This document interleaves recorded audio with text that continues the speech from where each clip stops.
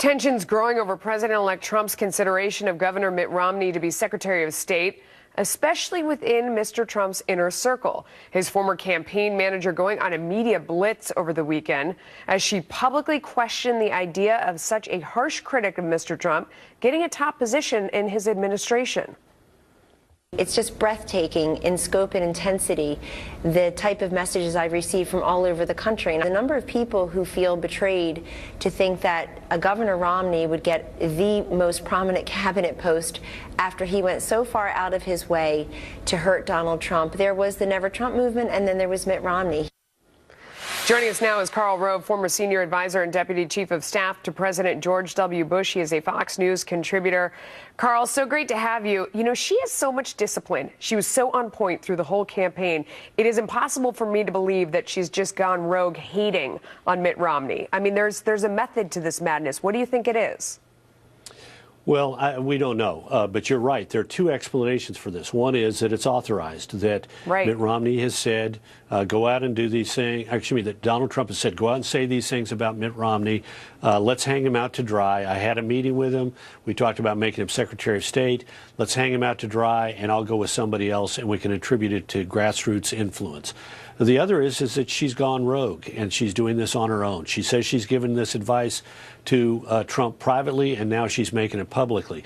Now, look, I don't know which one it is, and we may never know which one it is, but I do know this. This is destructive.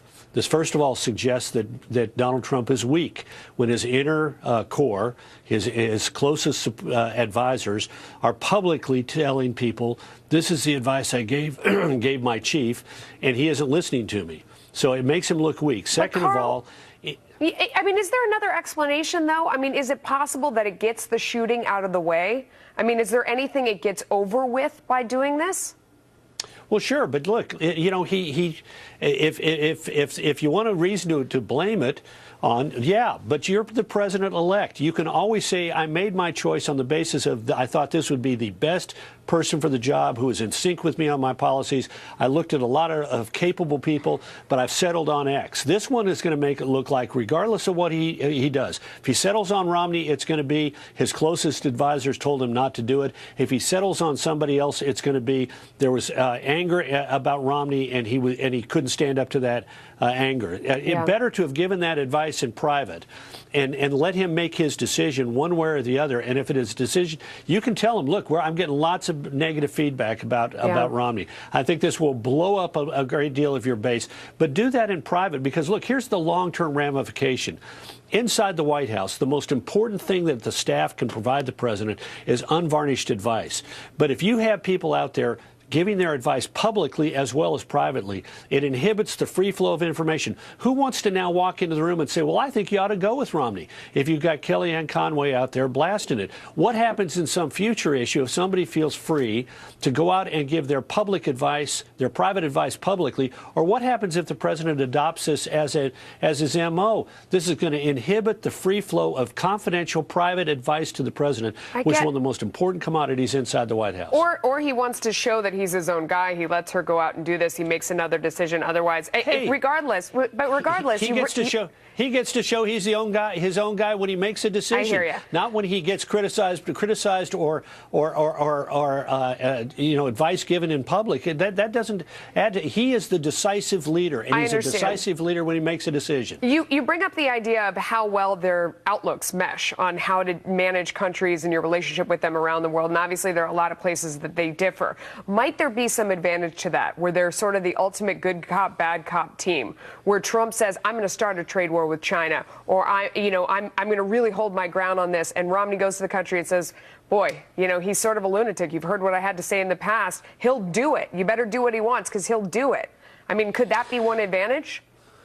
Well, there is, in the private discussions with foreign leaders, yeah, it's amazing how often you do get people saying, well, look, the president's being advised to do X, but unless you do Y, he might do X. Yeah, that kind of stuff happens all the time. In fact, it happens sometimes in the personal contact between foreign leaders. If you don't do something about this, this may force me to do that. And that kind of thing comes into play often, and it could be. But look, here's the bottom line. The president-elect of the United States is entirely entitled to make his decision, and a decision is best made when his advisors, in my opinion, privately comment to him and don't publicly comment. So if he decided that it was good to authorize her to do it, it's not in his long-term interest or even in his short-term interest. It makes whatever he ends up doing look weak, and if he didn't authorize her, it's even worse. Yeah, he does like to defy conventional wisdom. Who do you think would be the best for the slot? Look, this is a very personal decision.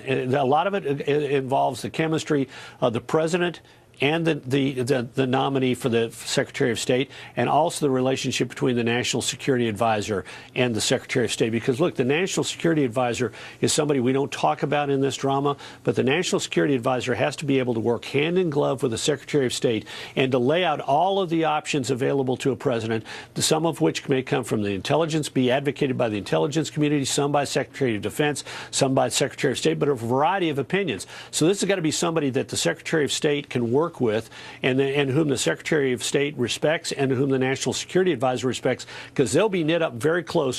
One of them as an advocate and an executor, the Secretary of State, and one as the process leader who helps shape the options to the president. And is probably the last person, when President Trump sits there and says, okay, I've heard all this advice, I've heard where the Secretary of State is, Secretary of Defense, CIA, everybody, National Security Advisor, what do you think? That they play an important role in this drama. Absolutely. Karl Rove, great to see you. Thank you. Thank you, Melissa.